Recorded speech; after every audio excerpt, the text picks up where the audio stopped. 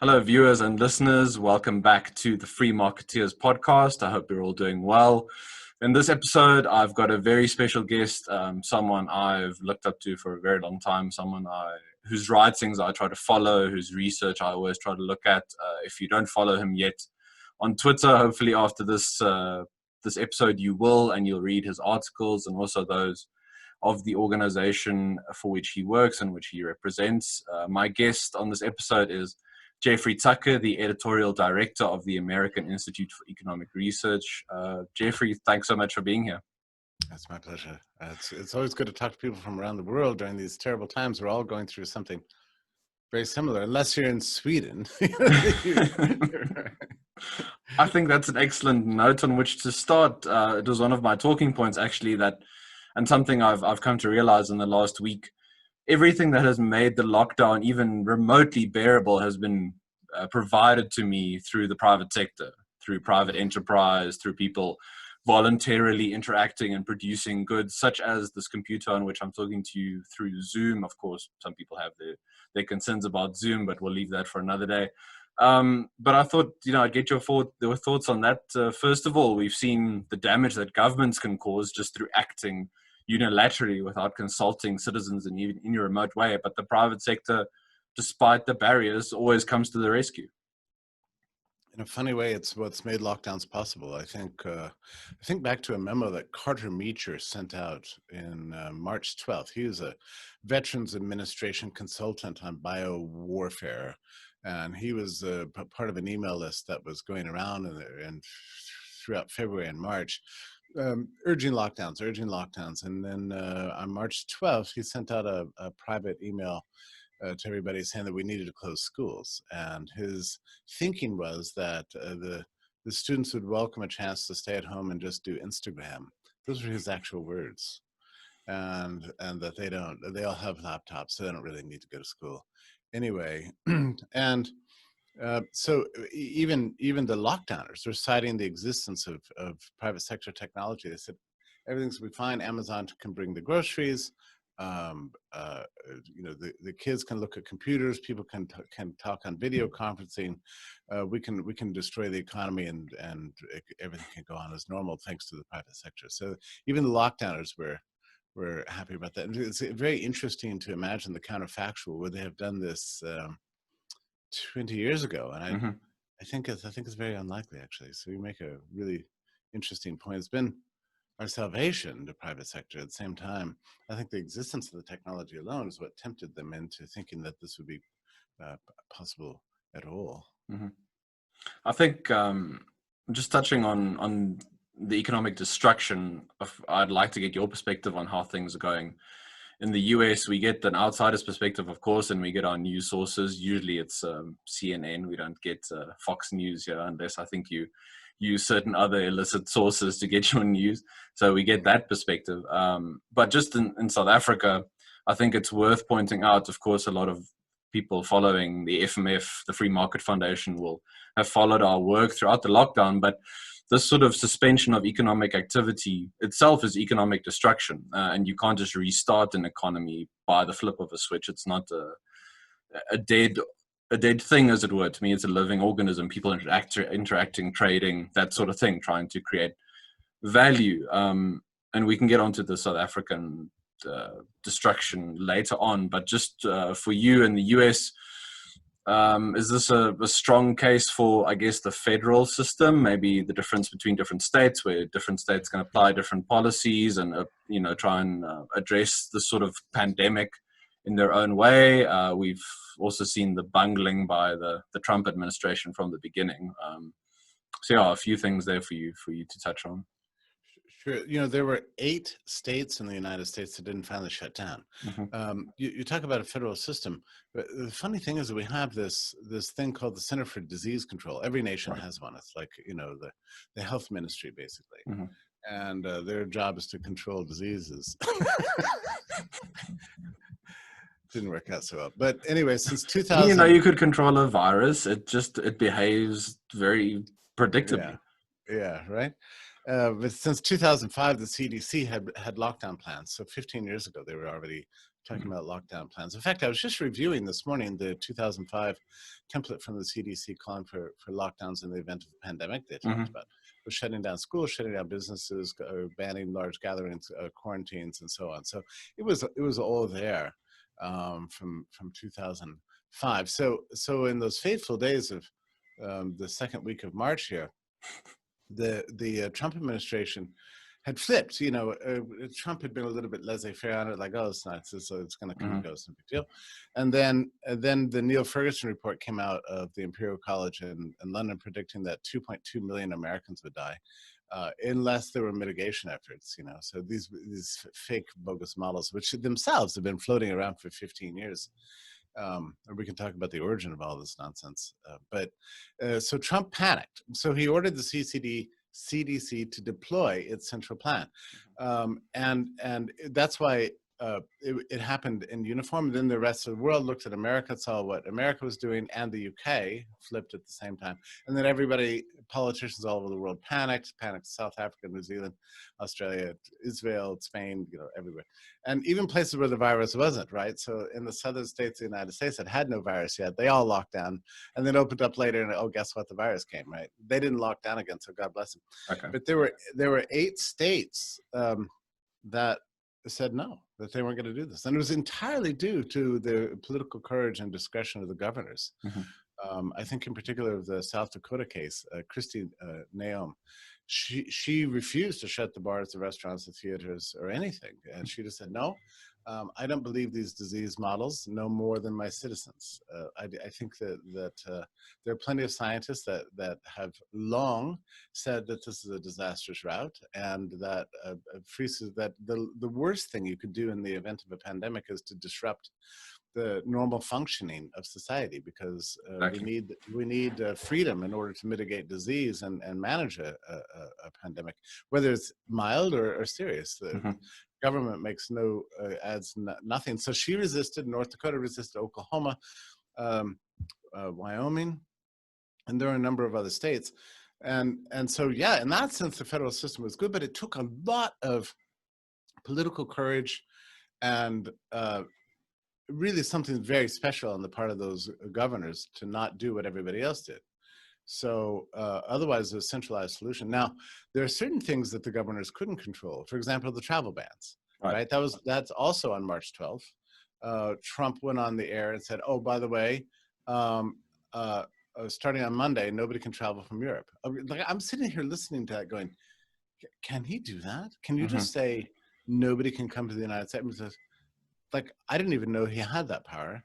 And I think, and it was a disaster, by the way, because then everybody had wanted to come back, had to Americans abroad or workers with visas had to book very expensive tickets, and there was a mass rush on international airports in the United States, Los Angeles and Chicago, and next thing you know, people were in customs and immigration lines for 8 to 10 hours with shoulder to shoulder, at a time when we were being told to socially distance. So it was just an amazing calamity. And honestly, I think the sheer sort of executive despotism that the country witnessed with Trump, and I think it inspired malicious politicians all over the country to go, oh yeah, if you can do that, watch what I can do.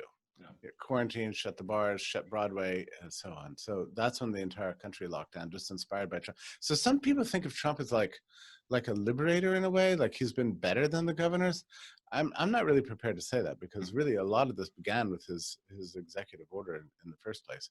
Now, it's true that in the meantime, about 2 or 3 weeks later, he started thinking maybe this wasn't going so well, and he began to call for opening up. But even that he flipped. So the first state to open up was Georgia, under Governor Kemp, who's a pretty good guy. And he said, all right, I'm opening up my state. And Trump warned him not to do that it was too soon. Well, the virus hadn't even arrived in Georgia yet, because, the virus moves regionally, as you know. And so it finally got to Georgia. He didn't re-lock down. But what's funny about all this is that what we call open is what we would have called closed 6 months ago.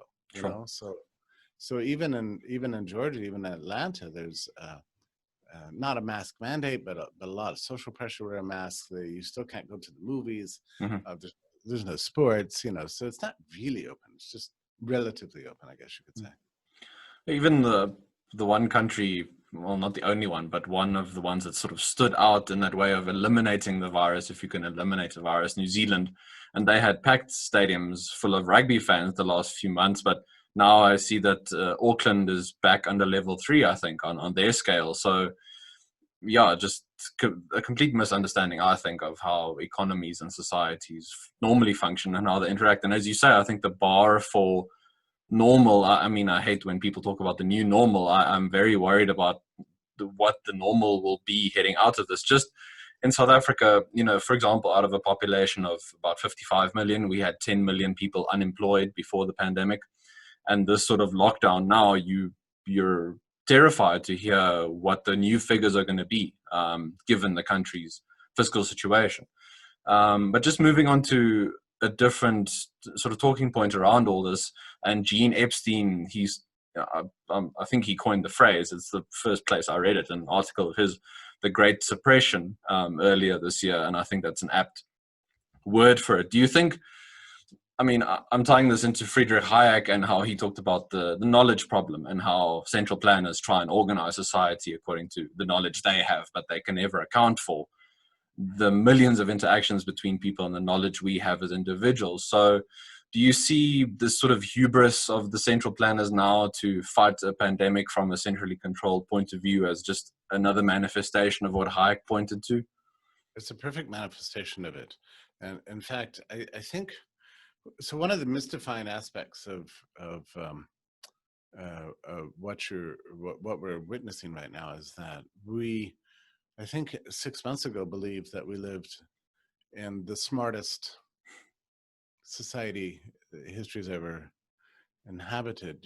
Like we have these tools in our pockets that can access all human knowledge. We have the ability to talk in real time through video chat, and our technology is astonishing, and it led us to believe that we're an advanced people, that we have a great deal of knowledge, unlike our ancestors who were mystical and superstitious and stupid.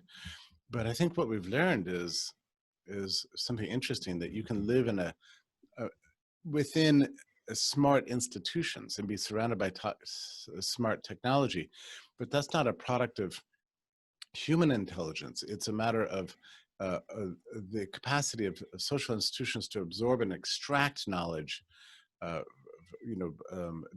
that's radically dispersed, and turn it into something that we can all use, and it's very impressive. But we make a mistake in getting arrogant about it and thinking we have this remarkable ability to plan society.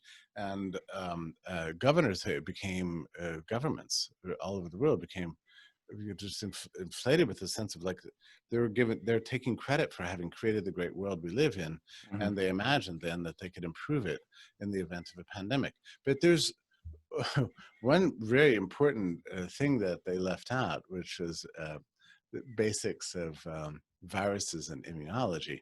And you brought up the case of New Zealand, and it's a perfect case, right? So there's two ways you can look at viruses. Actually, there's only one way you can look at a virus, which is that we've evolved with them for a million years, and that we have these immune systems that absorb the new pathogen, and it fights us off in a kind of a dangerous dance that we always do with viruses. And viruses can be extremely dangerous, like Ebola, or they can be just paralyzing, like polio, or they can be deadly, like H1N1 or Hong Kong flu, the Asian flu, blah, blah, blah. Or the coronavirus is a kind of a special thing, of which the common cold is one variety. So this is a classic case of a relatively mild virus that you need to get over, so you'll be stronger because of it. And I have friends of mine, it's just hilarious. People are loving getting antibody tests, so when it comes back, you have the antibodies for the virus. So you want to get a t-shirt and walk around with it, hoping that everybody would leave you alone now, because there's not one case of reinfection anywhere in the world. Okay, that's basic immunology, right? It was what you learn, if you take a class, even in high school, right? but unless you're extraordinarily stupid and know nothing about the subject, you might revert to what I would call a cooties theory. And I don't know if you have cooties in South Africa. This is an imaginary bug that kids, when they are first on the playground and it's mixed with boys and girls, they don't want to be around each other because they're kind of scared. They're kind of interested in each other, but actually kind of scared of each other. So they imagine that they have this virus called cooties. It's a big thing in American culture. And so this dictatress of New Zealand adopted a cooties view of viruses, which is that that we should just ban it from our church. We should Yeah. make it go away. And if we're really mean to it, then it'll be scared, because they'll be like, well, she's kind of an awesome person with a great on-camera presence, and a lot of power. So we better stay out of New Zealand. Let's go somewhere else. Let's go to South Africa again. So that's what she imagined that people were going to do. That these viruses were going to do, as if they're volitional creatures, and it was always idiotic. But of course, once she locked down the entire country, and more so than actually most all governments in the world. In fact, I'm not even aware of a government in the world that has had as locked down as New Zealand was in the first 4 weeks, something like that. It was a brutal lockdown. On the stringency index, they reached to something like 85%. And then once the world press began to say, "Oh, isn't she wonderful? She did it the right way." New Zealand has crushed the virus. The virus will never bother New Zealand. The virus is very scared of New Zealand now because she's just wonderful. Then she began to open up the country, and then everybody was going back to the parties and the sports events and theaters and everything. And they were one of the most open countries in the world. And then and on day 100 of no new infections, the New York Times said, New Zealand did it right. They're the safest country in the world from the virus, right? Day 100. Day 102, there were 4 cases discovered in Auckland, right? And then she panics again, and boom, overnight, now it's a police state, and people are raiding the stores, and you get arrested just for stepping your foot outside of your apartment and so on. And now it's under extreme lockdown. You can look at the stringency index, is like free, unfree, extremely unfree, very free, and now once again extremely unfree. That looks like failure to me. Well, the virus is not going to stay away from New Zealand, and in any case, even if you could, you wouldn't want it that way. Sumitra Gupta from Oxford University puts it this way. She says, when before modernity, before there was travel, before there was immigration and integration, that sort of thing, we would have these small tribes that lived in seeming safety, but their immune systems were very naive. They didn't, they weren't exposed to many things. And so you would see a tribe doing just fine for 25, 30, 50, even 100 years, and with seeming safety and happiness. And then one little bad pathogen comes along and wipes them all out. Right. Because their immune systems are so weak. So that's basically what New Zealand was doing to its residents, was denying them access to the virus to prevent their immune systems from building it into them, and which is an outrageously arrogant thing that you can believe. You're going to control the immune systems of an entire population. All right, couldn't work. Now they're trying to figure out where this virus came from. Well, guess what? Viruses are everywhere in the modern world, unless you want to revert to a primitive tribe, and that's not to be recommended at all. Gupta says something interesting. She says that because of global capitalism after World War I, we have the strongest immune systems that's ever existed. Global capitalism did this to us because we're always absorbing new pathogens because of all the immigration and the trade. And that's good. That gives us longer lives. That's one of the reasons we're living longer lives. So literally, the dictatress, I always forget her name. Jacinda Ardern. I don't know if we have to use New Zealand accents or Ardern the Almighty, Ardern the Wise, the Holy. She was doing her people a tremendous disservice, and actually doing a tremendous disservice to the world, because what she's basically doing is, you can bear the burden of herd immunity. My people can sit back here being safe. All right, that's a violation of what Gupta calls the global social compact. Contract. It's like a violation of your contractual rights as a nation to do something like that, and that's what she did. But it's not working. I'm feeling real sadness for the people of Auckland, but but not sadness to see her grand experiment in immunology go up in flames. Just on the matter of healthcare specifically, South Africa, we locked down on the 27th of March, and I will always remember lockdown because that's my birthday. So thanks, South Africa, for locking down on that date. But in 3 months, and I wrote an article about this, viewers, just a reminder, you can find our articles on our website, and I'll link to that in the description below. But in 3 months, something like that, we added about 350 ventilators in the public healthcare sector. 3 months of strict lockdown, of a curfew, of a ban on e-commerce, a ban on alcohol and tobacco sales, a ban on almost all economic activity. That's all we added. So part of the narrative from governments generally, and I'm sure I can generalize here, but has been that we need to flatten the curve and we need to prepare the public healthcare sector the capacity. So we need to handle the flood of cases once that happens. But a question I have, and something I hope more people look at and explore, is just this assumption that it's on governments to provide healthcare for everyone. I think this has pushed a lot of governments to thinking we need to take care of this. If that assumption wasn't there in the role of government in society in the first place, I wonder if this all would have come about. I feel that's a big driving force behind a lot of what has happened. It very well could be. In 1968-69 in the United States, we had a huge pandemic called it was called the Hong Kong flu, and in 1957, 1958, we had a big pandemic called the Asian flu. 100,000 Americans died in one, 116,000 and the other. This is with a much smaller population base. And so proportionally, these are arguably more lethal than the current one. And the prevailing knowledge in the public health community at that time was everybody should stay calm, trust your doctor. Viruses are something you deal with one person at a time. And otherwise, nothing changed, right? So in 57, nobody even noticed it. 68, they had Woodstock, they had civil rights protests and draft protests and everything.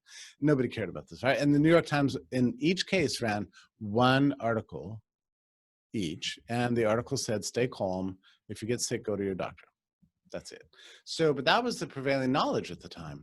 And whether or not, let me put it this way. I think your thesis is interesting. What happens is governments, once they take over healthcare systems, then feel a kind of a responsibility, maybe, for controlling pathogens when they show up. But you know, that's bad politics and it's bad medicine, and it's dumb all around. Like you could have a socialized medical system, as does Sweden, and still do something smart. So right. I don't rule that out, but I think you're right that maybe it incentivizes governments to imagine that they should be in charge of health. The other thing is the government's always looking for an excuse to control their people. Yeah. Whether it's terrorism or crime, or to deal with inequality, or to crush business monopolies, or whatever the excuse is, the environment, you know, the changing global climate, whatever the thing is, government's always looking for some excuse to exercise more power. And this arrival of a new pathogen was kind of waiting out there for a long time. They tried to do it in 2006, and then they tried to do it in 2009. There was even an effort in 2018 during what was actually a pretty serious flu pandemic in the US. Fauci was arguing for lockdown back then. I mean, this guy, Neil Ferguson, you know, back when the mad cow was there, and then the mad pigeon, and the mad squirrel, and the mad hamster, and I don't know, all these various diseases come. Each one, he said, millions of people are going to die. And so he was always advocating for lockdown. These lockdowners have been pushing for this stuff for like 15 years. It just so happened, I don't know why this one is versus other ones. So slow news day, I don't know. Somebody else, I don't know what gripped the world with this one virus. Maybe it's the pictures from Wuhan, you know? Maybe. And some of my friends say that this never would have happened without the 24-hour news cycle, right? So when I was growing up, we had 3 stations and 30 minutes of news a day. That was it. And they never talked about viruses. Now you have, you know, hundreds of thousands of major news channels that have to get attention all the time. And they're blowing up your phone 24 hours a day. So, oh, another death, another death, another death, another death. And you see this all day and you start to panic. So maybe that's why. I'm not entirely sure. No, I'm sure it could be a range of factors. That was just one sort of theory I had. I Hmm. wanted to also ask you, and I'm going to put you maybe in a difficult position in terms of forecasting and predicting, but just Yeah. uh, one of my bigger concerns is countries tending towards isolationism, towards restrictive policies, cutting off ties, trade ties, as I know, of course, your president is wont to talk about, and what he wants to do quite a lot. And I'm sure other countries will follow a similar route. So do you think we're going to see a rise in that sort of brand or flavor of nationalism? I'm hoping that this whole experiment in socialism will tell people and show people what happens when you take your freedoms for granted and when you let governments just do whatever they like. Yeah. But that might be a bit of a difficult question. Uh, yeah, it's hard to forecast. This tendency towards nationalism was already in play for Mm, 3 years before the lockdowns came. So Trump was already thinking that the way to bolster to get more jobs in America was to put up barriers to trade, which is wrong. mhm, But he's always believed that. He's believed that his whole life. Even back in the '80s, you can find interviews where he's saying we should stop trading with Japan. So he's a real fascist in that sense. mm, And then the left is always willing to go along with barriers to trade too. yeah. So and less so barriers to immigration. But these days, nobody even cares about immigration. For God's sake, you can't even get a visa to come work in this country anymore. Mhm. I mean, the lockdown has been so severe and outrageous that people's human rights are being violated, and businesses that want to hire foreign workers now in the U.S. The consulates are not even open. So it's unbelievable. I don't know. You know, I'm like you in the sense that so I believe from the beginning of this that the result in the end would be more liberty, that we would see the egregious behavior of governments and see the destruction they're capable of causing, and that there would be like a revolt, and a new wave of politicians would come about that would run on platforms against lockdowns, and for opening up trade again, and opening up immigration. That very well could happen, but I must tell you, there's something about the last 5 months that have kind of beat the optimism out of me. All of this has lasted far longer than I imagined. I mean, I was looking at the data from New York. There's no pandemic in New York. There's no pandemic in New Hampshire, or Vermont, or Massachusetts, or Connecticut, or Rhode Island. All right, there is no pandemic. The curves are flat. There's effectively no deaths. Even though they're trying desperately to turn every death into a COVID death, even if you die in a motorcycle accident, they're still having a hard time finding any deaths from COVID, and no infections either. You can't just completely make up infections. So infection is almost zero, deaths almost zero. And that's been true for 3.5 months. And yet Broadway's closed, bars are closed. They're enforcing social distancing on the streets. A phrase I hate, by the way. They're I don't know enforcing if you this. saw, I just wanted to mention, I don't know if you saw that massive spike in COVID deaths in Beirut in the last few weeks. No, I hadn't looked at Beirut. I try to keep up with all the data, and I look as many as countries as I can.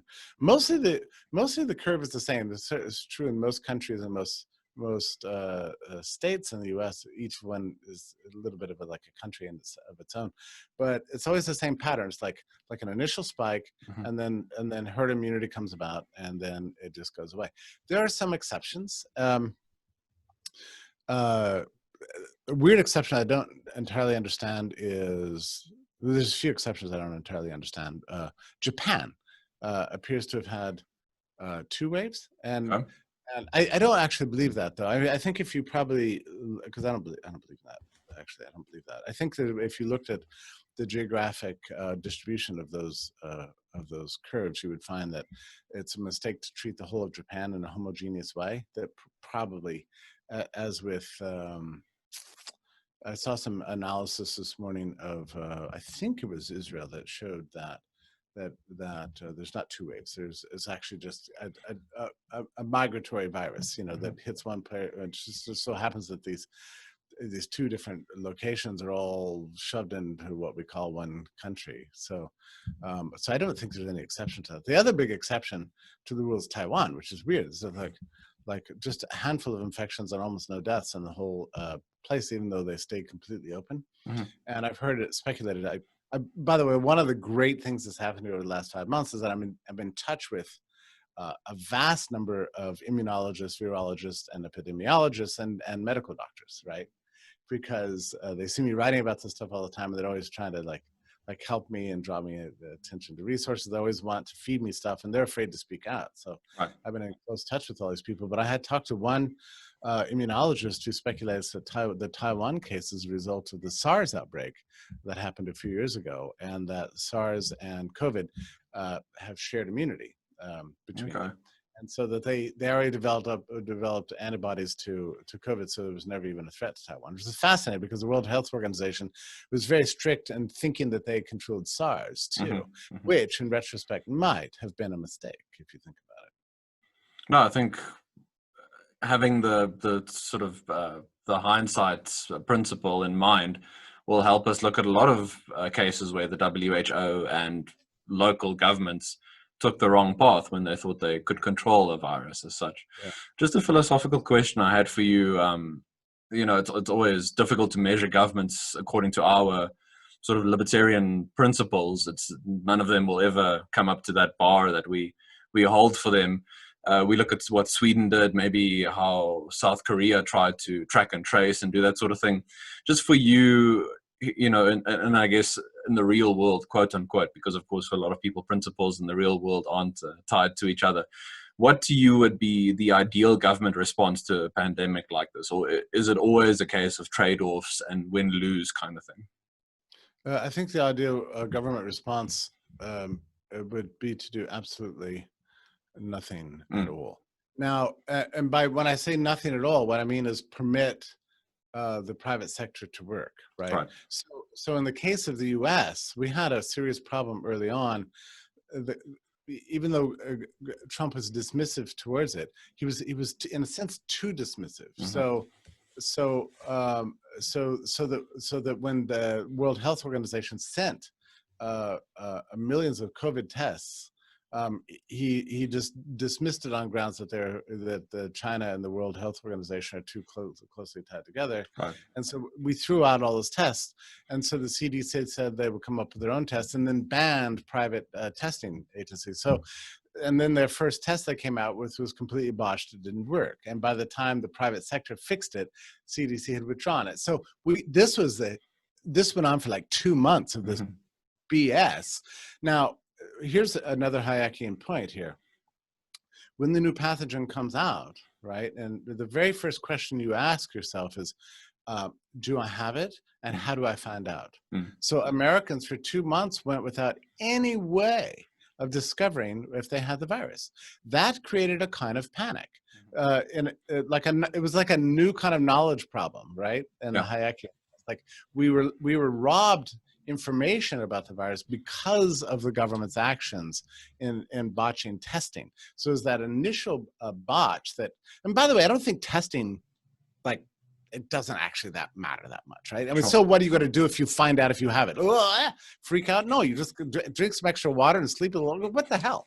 You know, or if you don't have it, well, so what? You might get it in 10 minutes. So, you know, I think there's a sense, but there's a psychological element to testing that it brings a certain level of public comfort. So Americans were denied that, and that was part of, I think, of the panic. So when I say governments should do nothing, what I mean is let society work. You know, let the medical professionals do what they're supposed to do. Let the private sector handle the testing, tracing if they want it. I'm very suspicious of tracing.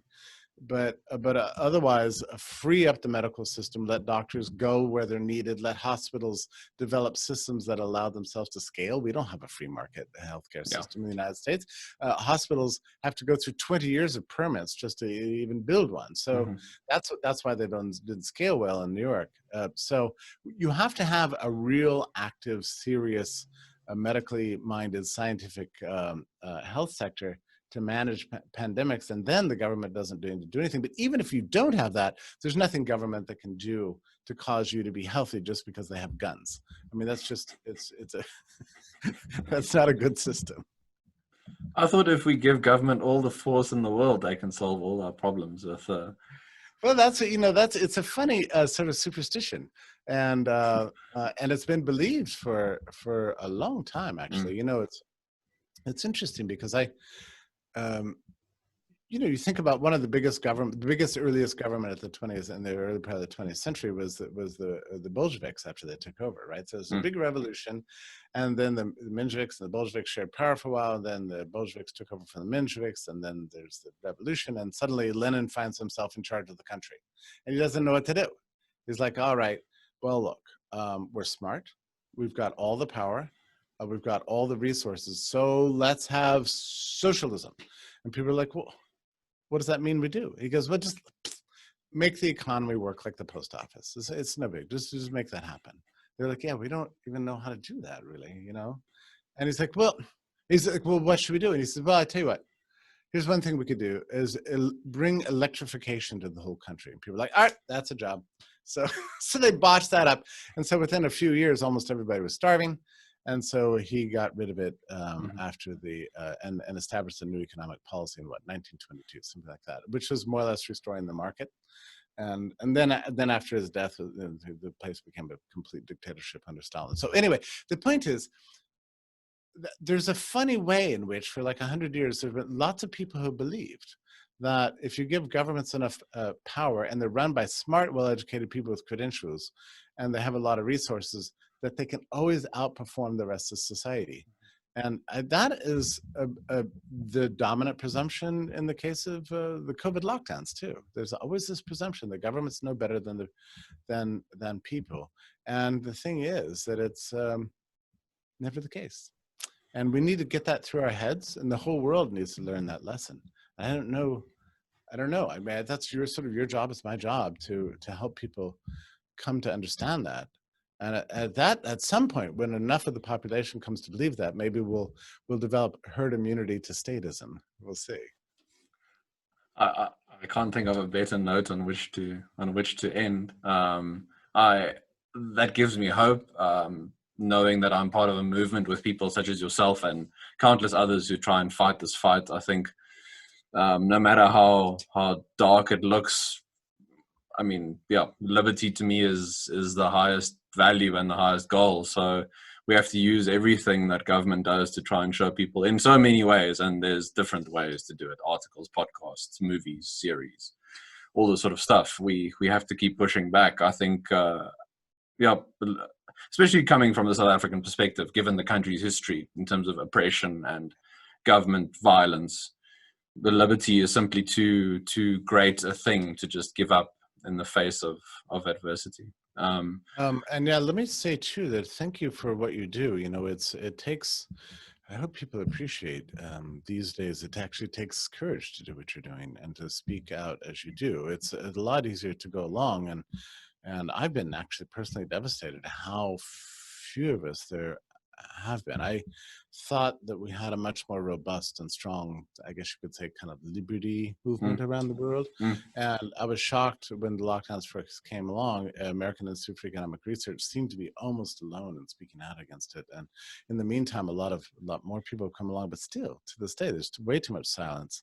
So I'm enjoying being in touch with the colleagues. We're few, but I don't even think it's numbers so much. What matters is the message, and the message is infinitely reproducible thanks to the digital world. So anybody can watch this podcast and maybe learn a thing or two, change their minds, and come to be committed to the idea of human rights and human liberties and human dignity again. So thank you for all you do, and I hope people appreciate just how much strength of character and courage it takes for you to do what you do. So thank you.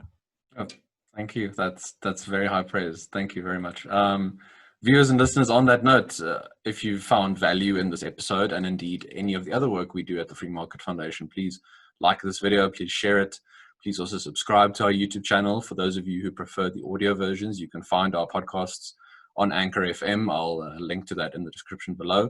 I'll also link to Jeffrey's Twitter account and a few of his articles, as well as the American Institute for Economic Research website. Please go and read some of the articles. Please share them as well. Do some of your own research. As we always like to remind you, don't just follow everything that we've said here. Do some of your own work and try and figure out for yourself what you believe and what sort of line of thinking you want to use in analyzing the world. Do you want to use the the collectivist status paradigm, or do you want to use the individualist, progress, freedom-focused line to analyze your life and what's going on around you? On that note, I will end. I wish all of you a good week ahead and a good weekend. Look out for more episodes coming in the next few weeks. In the meantime, stay safe, and we'll talk to you again soon. Bye-bye.